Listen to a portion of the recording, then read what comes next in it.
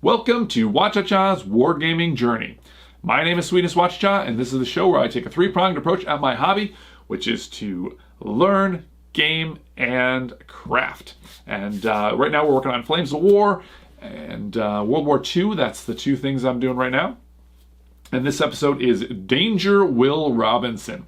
So one of the problems that I've had in my life is to overextend myself or get myself too many irons in the fire. And so and this is a playful thing about danger. But what I've set up for myself right now is I'm working through and I'm going to build this terrain for a desert campaign. I'm going to be in North Africa and I'm painting and building these tanks and things to play in North Africa for a while. Next year, I think I'll go to Stalingrad. The year after that, probably D-Day, and the year after that, maybe the Ardennes. Anyway, so some different ideas there. But I just saw, I just found some. I was doing a little looking around and stuff, and one of recently online, and one of the things that I found was these 100mm, or excuse me, 1/100th scale boats for the D-Day campaign. And I'm like, oh my God, that's so cool. I mean, they're not going to be any functional thing, but I've got I believe the Overlord map from P-Works Games. I've got a number of their mats, and they're really good. The resolution, the images on them, they look fantastic. I don't get paid to say this or anything. I just bought them. They are from England, so there is a little bit of a charge on them, for shipping or whatever. But they do offer neoprene or vinyl. They have a couple different options for pricing and stuff, and they have different options for sizing. I have some 3x3s, but I had their Overlord map, and it looks incredible. And I do plan on buying a 4x8 version of that when I get to D-Day. And having some of these boats, and the only downside is they are pewter, which if you, in an earlier episode, I had a pretty good rant about how much I hate the pewter stuff, but just painting them up and having, like 4 or 5 or 6 of them kind of scattered in the water part, of this map would just really add something, I think, visually to that. It wouldn't be useful as terrain to hide behind and things like that, but I think just as a visual piece, that would look pretty incredible.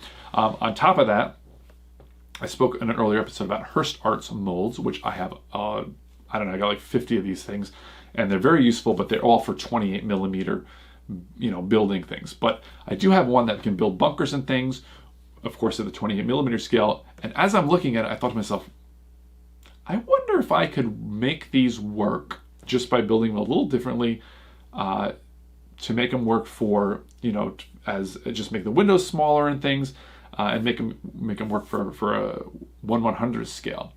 And so I think that was like a 1-2 punch where I'm like, oh boy, I'm gonna get these boats, get this mat, get this, and then like that's a 2-year away problem. That's maybe I should just buy them.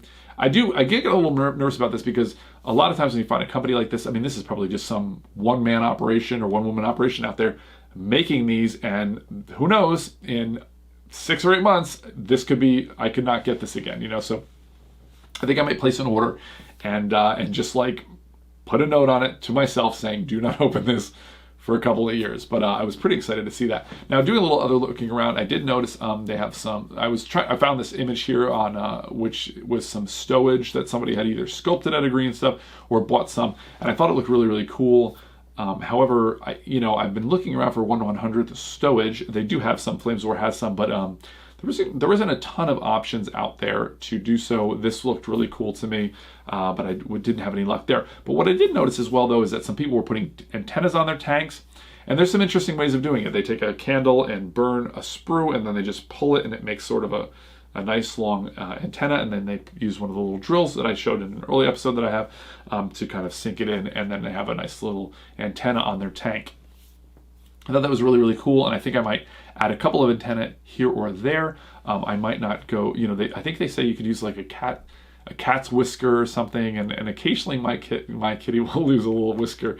So I think I might try doing that, and that'll be like just to warm my own heart, knowing that like that's from my kitty, who I love quite a bit. So that was kind of a neat thing.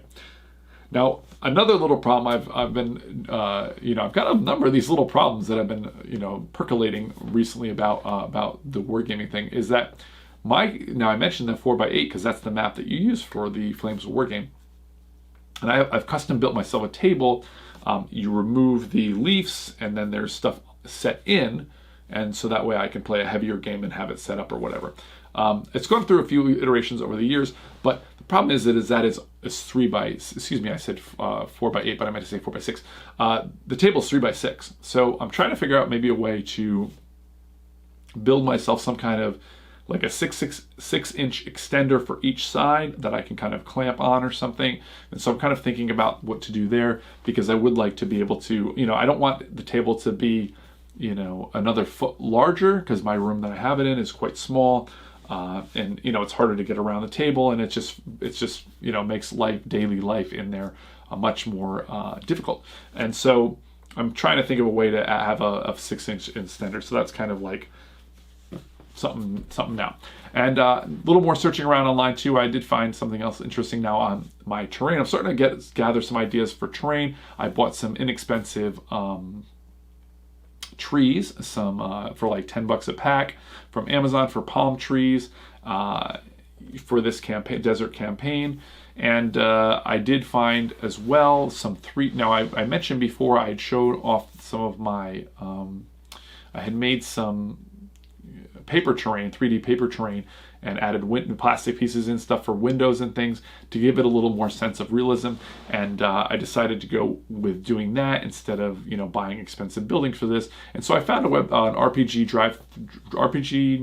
something like that. RPG. I'll have to put a link up here on the screen here.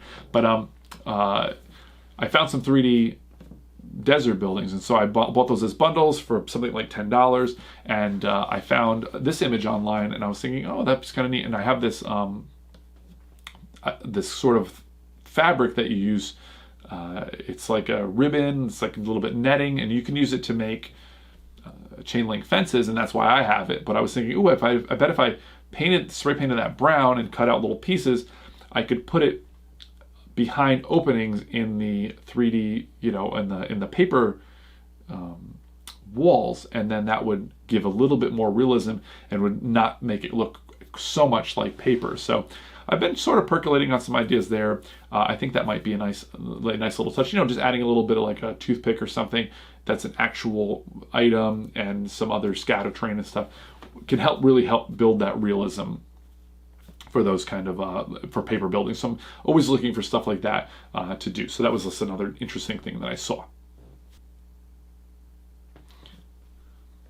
So I did end up getting a couple of extra more back orders that I'd ordered from Battlefront. In an earlier episode, I talked about my stress and frustration with the pewter parts and with them not nesting properly. And I had a little episode where I lost the front piece of a plane that I had ordered because it doesn't nest on there, and you're trying to hold it, and it's not plastic to plastic, so it doesn't naturally want to be together, and so it fell off and hit the ground. I was down on the ground trying to find it, and this is something that happens to us as modelers and crafty people.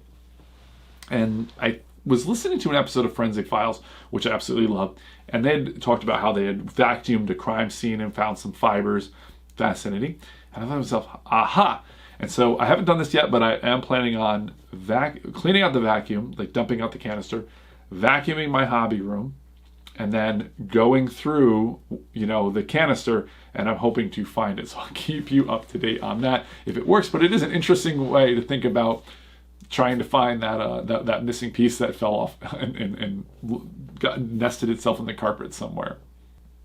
And so just in general update as well. So I've got all my stuff painted. I'm still working on my magnet problem, figuring out what to do about the magnetizing the barrels for my Panzers.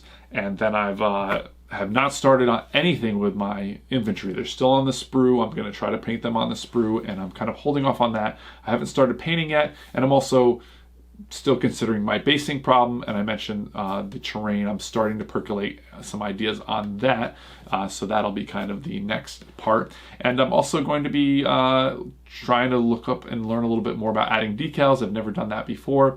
And my stowage, I'm gonna I think try putting it all on a tape strips, painting, priming it, and that way I can paint it kind of all together. That's kind of something I'll talk about in another episode as well. So things are coming along nicely. I've been listening to a lot of stuff, learning a lot of stuff.